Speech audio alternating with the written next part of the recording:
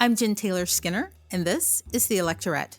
On this episode, I have a conversation with two amazing political leaders and organizers, Shaniqua McClendon, who is the Senior Political Director at Crooked Media, and Gaby Goldstein, who's the co-founder of Sister District. Both Gaby and Shaniqua have recently joined forces for a new series called the State Power Series. And that's a series of events which feature conversations with political and legal experts, historians, elected officials, and activists. And in that series, I talk about the power that's available when we win elections at the state level. But this conversation was especially powerful for me because I don't think I've had a more nuanced conversation about voter engagement. Lastly, we make a lot of references to op-eds, events, and websites in this episode, and I've included links to all of those in today's show notes. So, without further ado, here is my conversation with Gaby Goldstein and Shaniqua McClendon. Shaniqua, Gaby, welcome. Thank you for having us. So you two joined forces recently to lead a series of events called the State Power Series, right? And I think there are 3 upcoming virtual events. Can you tell me more about the series, what its purpose is, who your audience is? Sure. Thank you so much, Jen, for having us. So the premise of this series, the State Power Series, is that it's time for all of us as progressives to learn more about the power of states. And I think that the public is really coming awake to this notion that states are extremely important, and there's general interest in learning more about how progressives can harness the power of states and challenge our thinking about states and get excited about building progressive power at this level of government. And so we're having a series of conversations between Sister District and Vote Save America and Crooked Media. I'm so glad to have Shaniqua here, my fellow co-moderator of the series. We're convening these discussions to talk about the ways that states are so important, from everything from abortion rights to climate change, right? Gun safety legislation, you name it. The most critical and frankly life-altering policies are increasingly coming not from our stagnant, stalemated federal government, but from often overlooked state levels of power, especially state legislatures. Yeah, and I would just add anyone who ever will talk to me, I always go back to 2010. 2010 was just such a consequential election. Republicans literally swept state houses, and that's literally what we're feeling the effects of still. And for whatever reason, Democrats get really focused on federal elections, and Republicans being able to sweep in, take a bunch of state legislatures has allowed them to, specifically in 2010, a census year, not only, go crazy, but they've been able to suppress the vote and redraw districts in a way that even when there are enough progressives and Democrats voting for Democrats, it's not having the outcomes we want to see. In a state like North Carolina, which is where I'm from, the state is about evenly split, and Republicans still have an outsized influence in the state. 2010 is also a really central year to my career in politics. It's when I started working in politics, but I basically started in August of 2010.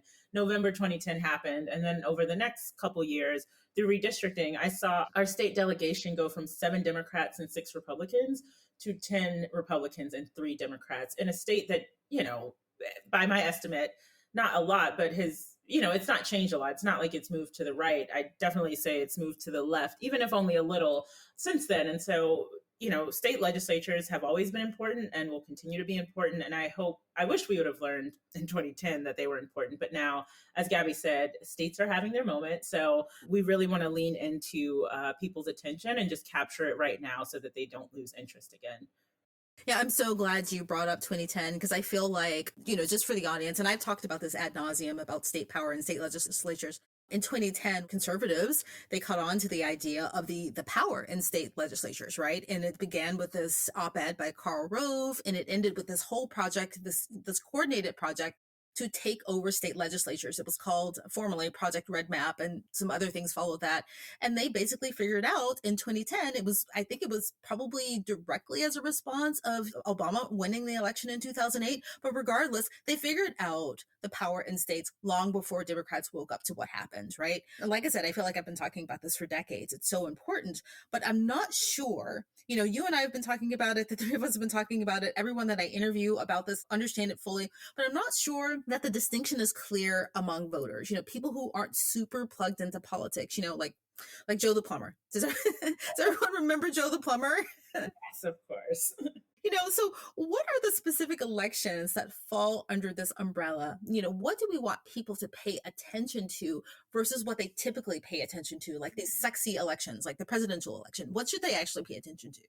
Yeah, I mean, thank you for bringing up Project Red Map. For folks who haven't read it, I couldn't recommend Dave Daley's book more highly. It's called Ratf, and it goes into real detail about what happened in the 2010 redistricting cycle and the ways in which the Republicans and their conservative allies were able to um, basically gerrymander their way into power. And we're seeing the reverberations of that still in this new round of redistricting as well. I love to talk about Wisconsin. I love Wisconsin. Amazing place, full of amazing Democrats, right? Lots of Dems there. But, what has happened in their legislature and the gerrymandering that Republicans have done in 2018, just as an example, Democrats running for the state assembly received 54% of the votes, right? More than half of the votes, right? 54%. They only won 36% of the seats in the legislature. So that shows you the remarkable reach of gerrymandering and how gerrymandering can pack Democrats into a tiny amount of districts so that you statewide can, these candidates can get 54% of the votes, but only 36% of the seats. So that has reverberations for everything that we care about. I mean, so going back to your question, Jen, of, what should people be paying attention to? Literally everything that progressives care about happens at the state level and is increasingly happening at the state level instead of at the federal level. And we talked about a few things at the top, right? Abortion, with the Supreme Court now having a conservative supermajority, being able to fulfill their 100-year vision of narrowing federal civil rights protections and enlarging state power. We're really seeing that. The Dobbs decision is one example, right? Reverting power over legal access to abortion back to states. But I think another Supreme Court case that happened that came down this term that folks may be less familiar with is the EPA case, West Virginia versus EPA. And the Supreme Court there essentially said that the EPA, the federal agency, does not have the authority to really tackle climate change and greenhouse gas emissions. And really, it has to, this is going to fall to the states. Climate change itself is now, really back on the state plate, as opposed to a set of issues that the federal government can tackle. So, these are just some examples of places where state power is really what will drive the policies and the outcomes that we all care about as progressives. I think that one of the reasons why, and this is something we explore in the series, one of the reasons why progressives and Democrats have, as Shaniqua mentioned, had this overemphasis on federal solutions, federal litigation, federal elections, this way overemphasis on the federal level, is because progressives don't have a real deep emotional connection to the idea of state power. And for a lot of good reasons historically, right? We think of state power as connected to Jim Crow and the recalcitrance of the Confederate States during Reconstruction and all of this sort of terrible uses of state power. But Heather Gerken, who's one of my favorite federalism scholars, she's the dean of the Yale Law School. She has often said that federalism as a concept is politically neutral, right? Like, it doesn't have a partisan valence. It's just that one political party has used federalism as a political tool, and that's the Republican Party.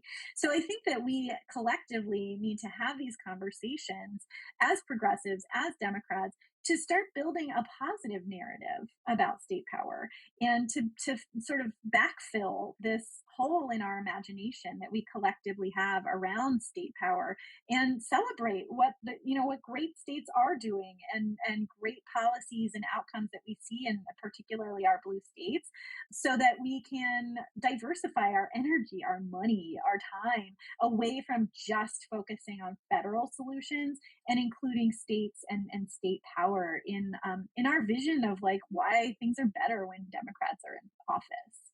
Yeah, and I'd say, I know it's easier for people to kind of digest the federal races. There's fewer of them, state legislature races and just state level races in general. There are a ton of them, and they don't only happen in even years. There's elections down the ballot in odd years.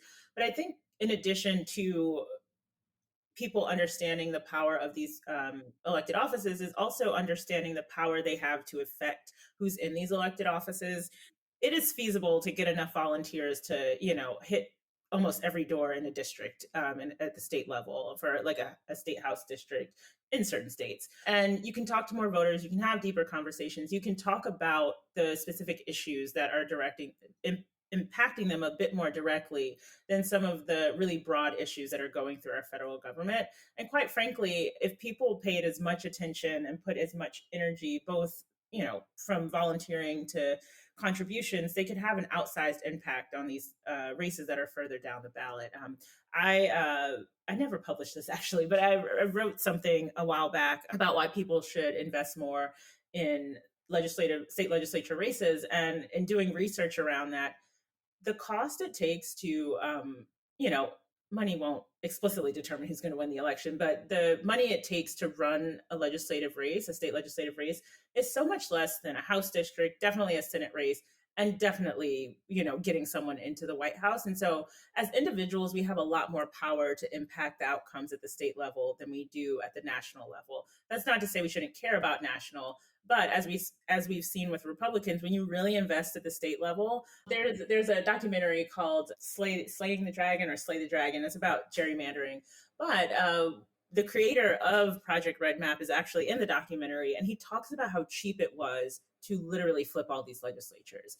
And that investment has had a return on investment 10 times over, because not only did they get those legislatures, now we see in the US House the impact of gerrymandering that's come through these state legislatures. And we've seen in the Senate the impact of voter suppression at the state level and how it's dictated who's been able to be elected to the Senate. So I think people also understanding that they have outsized power further down the ballot that can reverberate up, instead of thinking it has to go the other way around. Right. And, just saying all of that, I'm glad you mentioned money, and I'll get to that in a second, Shaniqua, but you have to acknowledge the fact that it was really smart, right? It was just, it was evil, but it was pretty smart, because you're right. The return on investment has been vast. I think there was an interview, maybe it was Karl Rove or someone else, saying that they had no idea that they would gain so much from this little project. Yeah. Back to money, the federal level races are very sexy races, right? You can't deny that. Everyone, during the presidential primary of 2020, they got behind their favorite candidate.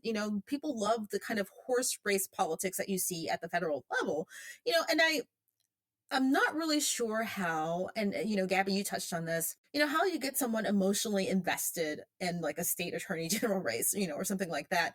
And, secondly, I'm not really sure that Republicans did that. I don't think that they got their constituents invested on an emotional level, but what they did do was they just threw a ton of money at these down ballot races and at these state level races. And, speaking of the money, they didn't throw a ton of money in all of the races. They had a ton of money and they placed them and invested them strategically. I think that's what happened. And I don't know if we have an apparatus in place to mirror that or to repeat that. Yeah, I think that's interesting. I would say a few things. First of all, on the money piece, I love looking at FEC filings. They just came out for the second quarter a couple days ago, and so I took a peek because I had looked after Q1 and I looked at after Q2, and Democrats running in non-competitive federal Senate races, right? Non-competitive. These are races that are non-competitive, according to Cook Political Report, right? Like these are not purple races. These are non-competitive. Have raised $130 million so far, just by the end of Q2 this year for their races this year. $130 million for non-competitive federal Senate races. Now, like the Arizona State Legislative Caucus, right, the entity that helps run the state legislative campaigns in Arizona, their entire budget for 2020 was $5 million, right? The DLCC's annual budget in 2020 was $50 million.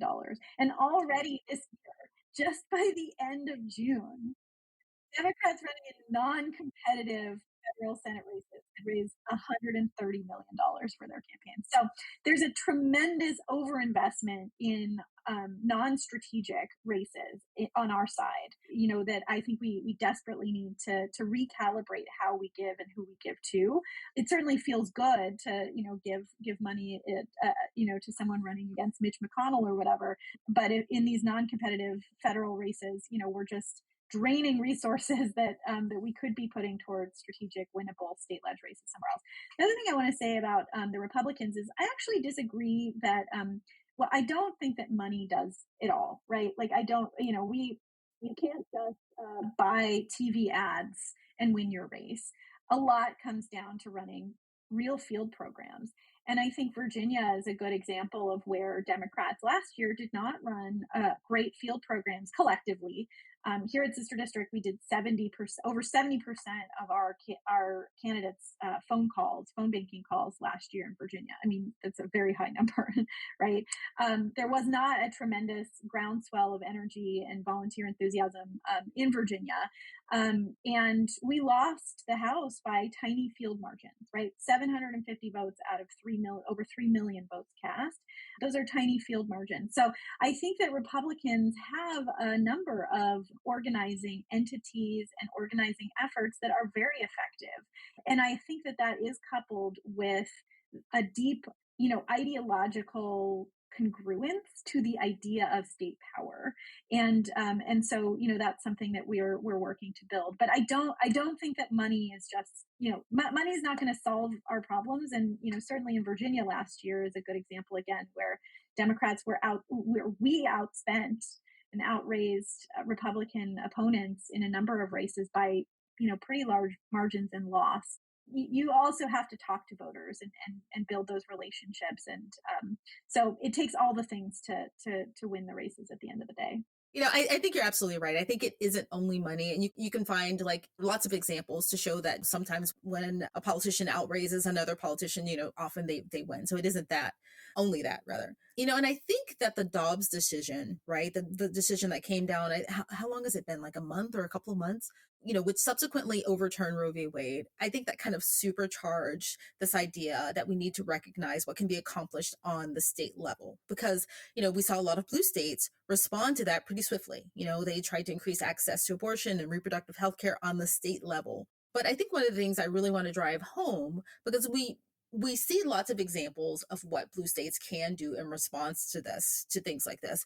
But I want to drive home, if you can give me a couple of examples of the ways in which conservatives have used their state power to diminish democracy. Yeah, I mean, I think you have the obvious examples of voter suppression bills that are able to go through the states and then they're put into place and people can't vote.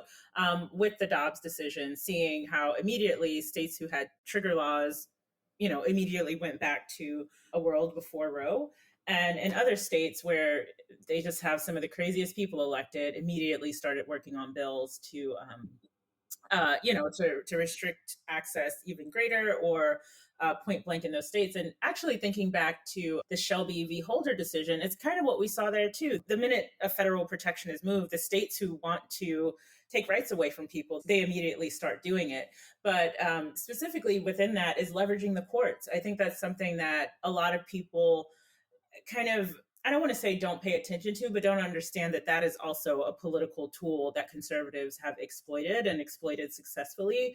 A lot of these laws come out of state legislatures. These state legislatures know that they should be struck down, but once you get enough judges in place, it will either be upheld at a lower court, but ultimately it will make it most of these will make it to the Supreme Court when there are these big, not just laws, but kind of like social norms, but that are put into law through precedent. They know that if they can get it up to the Supreme Court and the Supreme Court strikes it down, then that just creates, I don't want to say insurmountable, but a very uphill battle for people who oppose the things that they've done. And so again, looking back at how we got here, it's literally through the state legislatures. You had 2010, you had a lot of these folks get elected, then they gerrymandered the maps and made it hard for the votes of people who want to see progress to count as much as those who don't. Then that started to impact who was in our federal government, in the House and in the Senate, and quite frankly, also in the White House. And then that's the mechanism by which we start nominating these judges. The White House puts the names forth, and then they go through the Senate. And so, yeah, they have literally, through state legislatures, been able to impact every level of government. These are how they take away our rights. At first, it just seems like a messaging bill that was just put out there to, get people riled up. But as we've seen, we were told so many times, there's no way Roe would be overturned. It's precedent. It's on the books. No one's going to touch it. You all are being crazy and hysterical, and you should calm down. But eventually, the voter suppression and everything else they've done to restrict our rights and, quite frankly, tear down our democracy has allowed them to navigate a very unfair playing field and get us to where we are now. Yeah, I'm so glad you mentioned Shelby v. Holder, because you're reading my mind. That's exactly what I was thinking when we talked about how, things work their way up from the state level all the way up to the Supreme Court.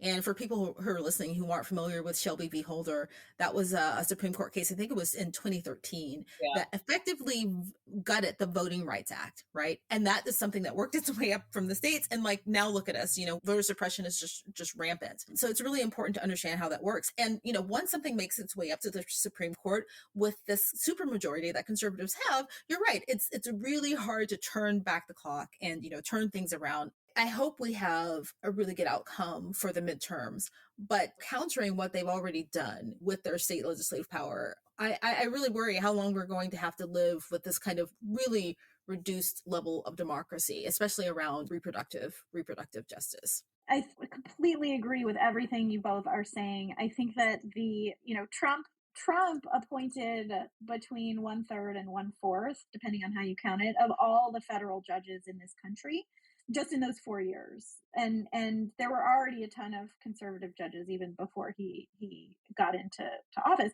And it is a very, very long-term goal of conservative jurisprudence to narrow federal civil rights protections and return power to states. And so, that is now we are seeing the culmination of a very long project in jurisprudence. And so, it has this effect of, I think, which is coupled with other factors of really enlarging state power and really creating the situation where states are growing in power. And yes, there are these tons of regressive policies that Republican controlled legislatures have passed. I think it's also really, really important for us to remember what we're fighting for as well. And I love Anat Shenker-Osorio. She's a progressive messaging strategist and messaging guru. And she always says, we can't just be against the bad things that Republicans are doing. We can't just be a party of opposition. We have to have our own resonant vision of the future that's better when we are in power. And I think that that's important at the state level too, as we build this positive conception of states, as we build towards a progressive federalism or whatever we want to call it. We have to remember what we're fighting for, not just what we're fighting against. And there are some incredible examples of what states are doing that are building towards that positive vision of where the world is better when states are controlled by Democrats. So would love to also talk about some of the great things that states are doing, including in repro and environmental policy and so many things. But I think it's important to always emphasize the good parts as well as the bad parts. I agree. So let's get to some of those positive things. But let's first talk about what we want people to do, right? Like how we're going to solve this. And, one obvious way, not to sound reductive is voting, right? And I wanted to talk about this debate that has been going on online, mostly in kind of these political circles, maybe among activists and organizers and people who are kind of like intra politics, right? And it's about what level of engagement we want to see from voters. And I want to talk about it here because I think the messaging that we have in these kind of inner circles of politics, it always reverberates out to, the average voter. I'm thinking of this moment. I think it happened last week. Jennifer Lewis, the Broadway star. Everyone knows Jennifer Lewis. She's amazing. She can like kick her leg in the air up, like, I don't know, way above her head. She was just recently honored with a star on the Hollywood Walk of Fame, which is a huge deal. And, there was a crowd of people around her when she was being, awarded the star. And, she used that moment to talk about voting. So in this viral video, the first thing she said to the crowd was vote. And then she said, don't fuck up, right? And that video went viral, and she's absolutely right. The thing about this online debate that I think that has bothered me, I think that it has not been nuanced enough for a couple of reasons. Our voter turnout in this country is abysmal, right? Somehow we've gotten this idea that because of the last few elections, the 2008 election and the 2012 election, that we had record turnout. That record turnout was only an increase of like 2 to 3%. So if you look at, comparable countries like I think Belgium is at the top, or some other countries that have really high voter turnout that are in like the upper 80s or 90% voter turnout, when compared to the US, at our highest we've had something like 56% of turnout, right? And so arguably our turnout isn't really great. So we do need people to vote. And the second part about this messaging or this online debate that I think is missing is that for a lot of people, I do understand that we need to do more than vote. We need to bring other people to the polls. We need to organize. We need to engage. We need to be involved in our primaries to pick candidates who, for instance, support reproductive rights, who support, ending the filibuster. But for most Americans can only vote. Like that's the only thing that they have in them, because we make voting really, really hard in this country. The gerrymandering and voter suppression, having to stand in line for hours and hours. And so I don't want to diminish participating in democracy with just a vote, because I think that has just as much value as people who are privileged enough to have time to do other things, right? Absolutely. And the last thing you just said about people who are privileged enough to have time to do other things, unfortunately, those are a lot of the people who are not doing things. I always hear, why do I need to vote? No one's doing anything for me. And after every election, typically the discourse turns on low-income people, people of color, and very often Black people saying they did not show up and vote, and that's why we're in the predicament that we're in. But if you look at who's voting to put these bad actors in place, no one ever, holds that mirror up. I think we had some of that be part of the conversation in 2016 when Trump was elected, looking at the percentage of white women who supported Trump and continue to support Republicans who most recently, took away the right to abortion.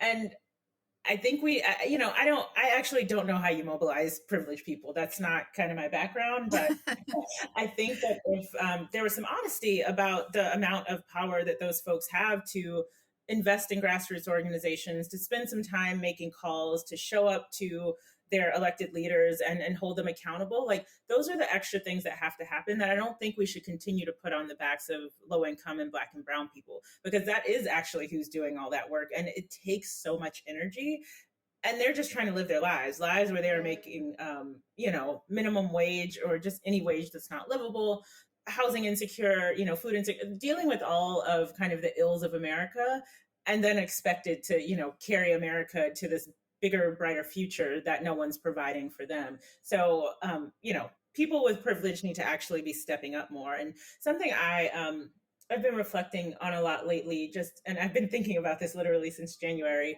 and I promise this all comes together since, in January, we commemorate MLK's birthday with a day of service. And I think that voting for people who have the means to do more, the same as like a day of service for the people who have means to do more, is them saying, okay, well, I've done what I need to do, when there are ways that we can actually live our lives that actually improve outcomes for others. So I'm thinking about a lot of the liberals who have a lot of money and, don't like a lot of the social policy they're seeing now, but are really happy with their tax cuts. You can't only have tax cuts. Those tax cuts come with people who also want to take away a lot of your rights.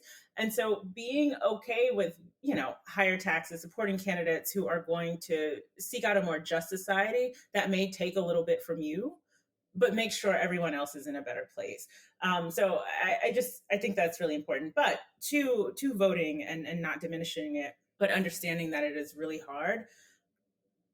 We have to make it easier. And I know that part's not easy. I got to be honest, when I first started working in politics, I just thought that voting and policy was all you needed to improve people's lives. And I still think that those are the things that really make the difference. But so many barriers have been put in place that it's not as simple as you said as showing up, and it's not as simple as just passing a piece of good policy. I mean, we're seeing that with the filibuster, and it's like, why does this thing even exist? But I think we have to hold on to this thing, called America, that we're trying to get to its best place.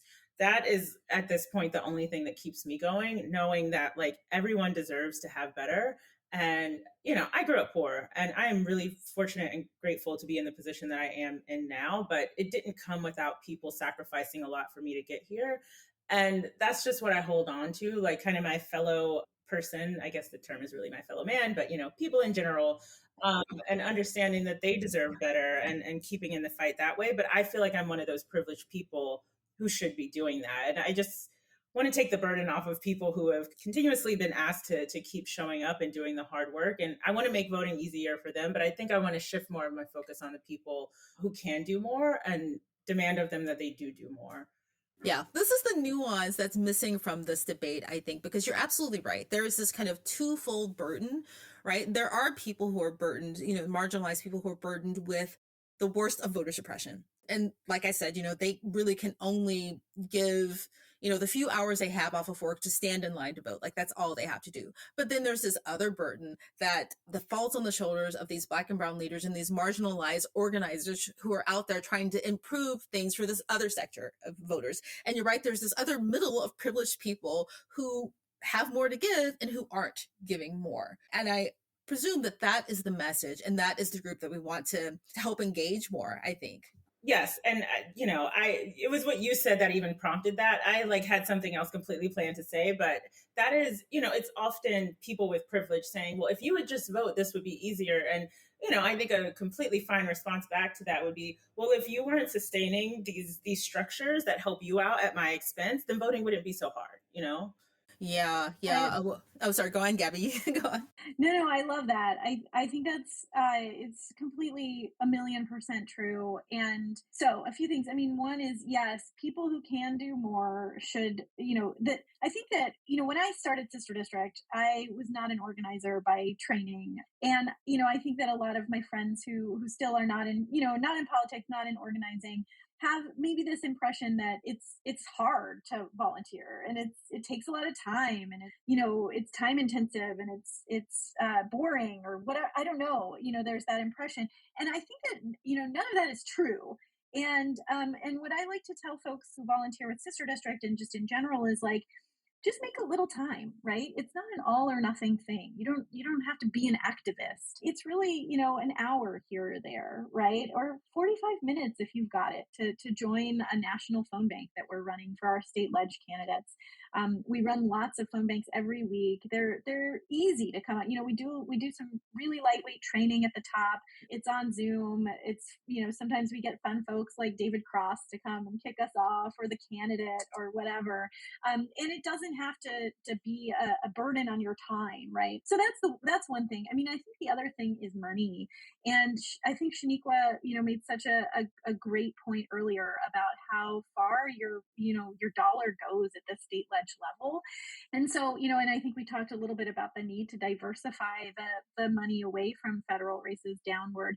The other piece is, I think, connected to this and for folks who have a little bit of time or money, is that we need to be supporting the year-round grassroots organizers that are on the ground in our states everywhere, right? I mean, I'm so delighted that New Georgia Project has sort of come onto people's radars in Georgia. There are New Georgia projects in all of our states, right? Not exactly, right? But there are organizers that are doing that hard year-round work, often led by people of color, who are really whose organizing model centers the voices of people who are most impacted by these state policies.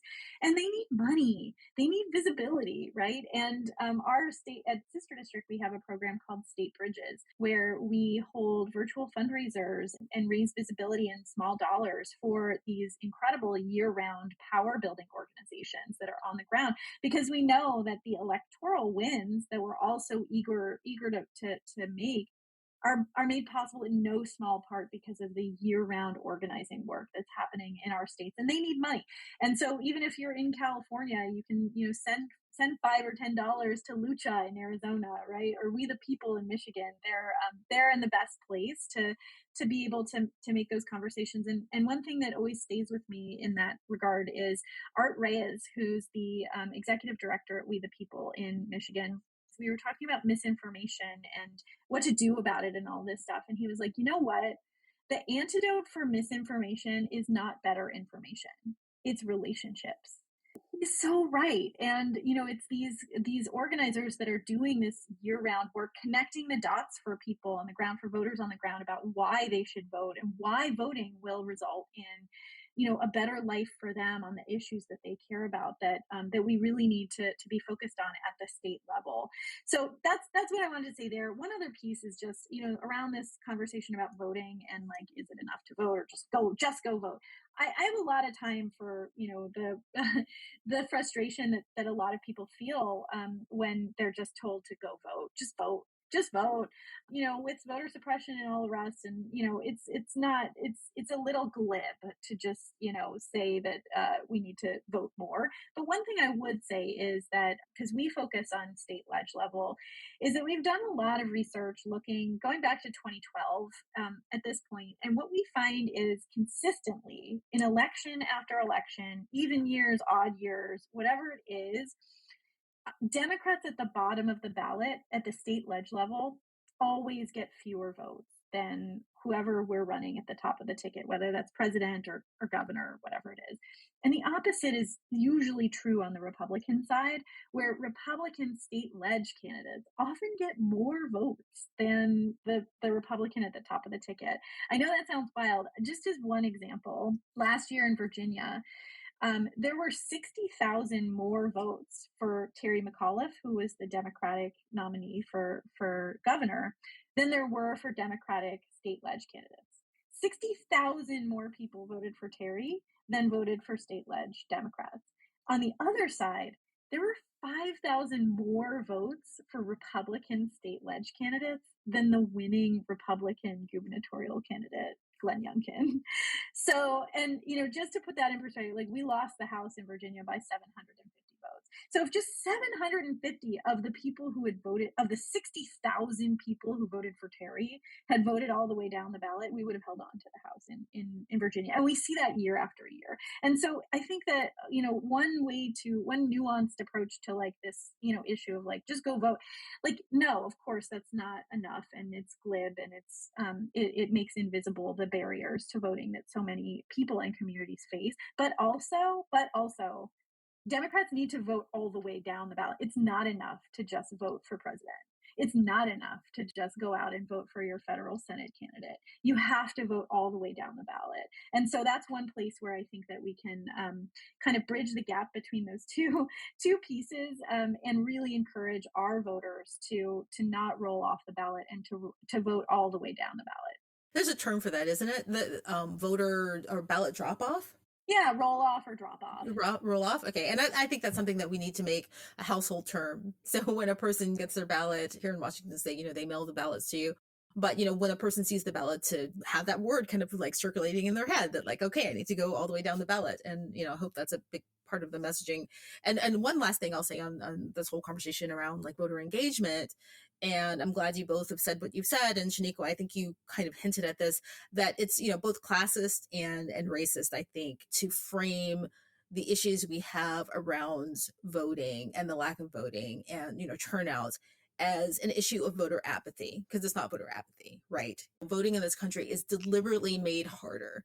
It's made harder for people to participate in democracy. So I just want to make that clear that, I do understand that we have a lot of work to do in terms of voter turnout, but it's not the fault of the voter themselves. It's not the constituency's fault. So, what should people do? How can we turn this around? What do you hope people will gain from your State Power series? What states and races should we be focused on? Yeah, people should come to our State Power series. The next one is August 30th, and we will be focused on talking about election subversion. We just finished a series of hearings that the Select Committee has been doing, just trying to figure out what's going on with what happened on January 6th. And as we're having these conversations, we're really trying to focus on how state level races, state level positions really factor into a lot of the big things we're seeing. A lot of things that I think we all attribute, not all, but a lot of us attribute to, the federal government, and thinking that's the only place where good and bad things happen. But as we've said so many times before, a lot of this stuff starts in the states, it's initiated by the states, and then the federal government is just kind of seen in the aftermath of it.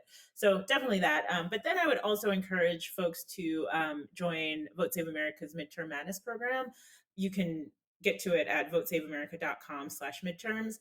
And that is a program that we've put together to help people get engaged up and down the ballot. And so that includes state legislative races. Honestly, as we've gone from 2018 to now, we've started to shift where most of our, or expand and put more emphasis on what's happening at the state level between state legislatures, attorney generals, secretaries of state.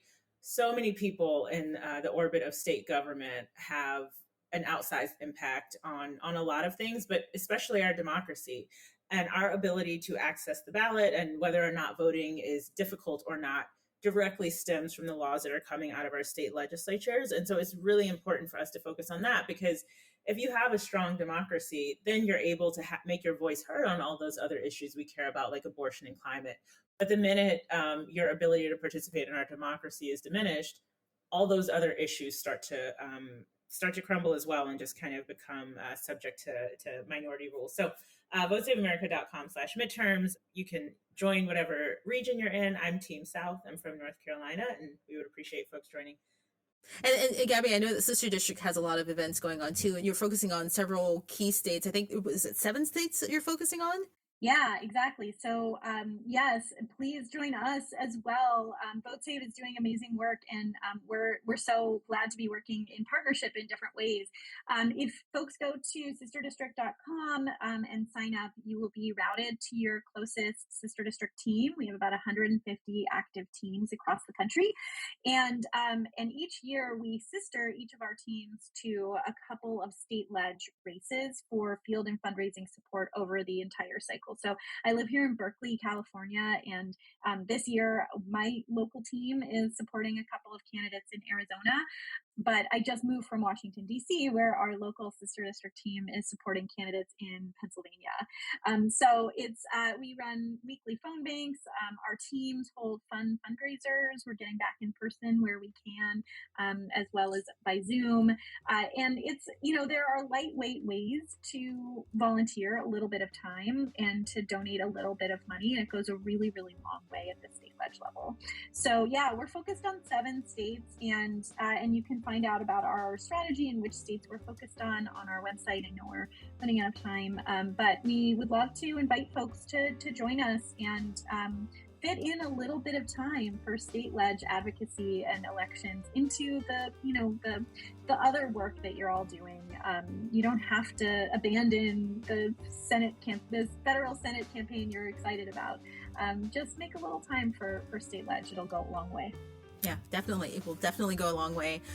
Well, I will put links to those events in the show notes. And just thank you so much, Gabby and Shaniqua, for doing all of the work that you've done. Thank you for joining me. I've really enjoyed this conversation. It was really kind of energizing to me. So thank you so much. Thank you for having us. Thank you.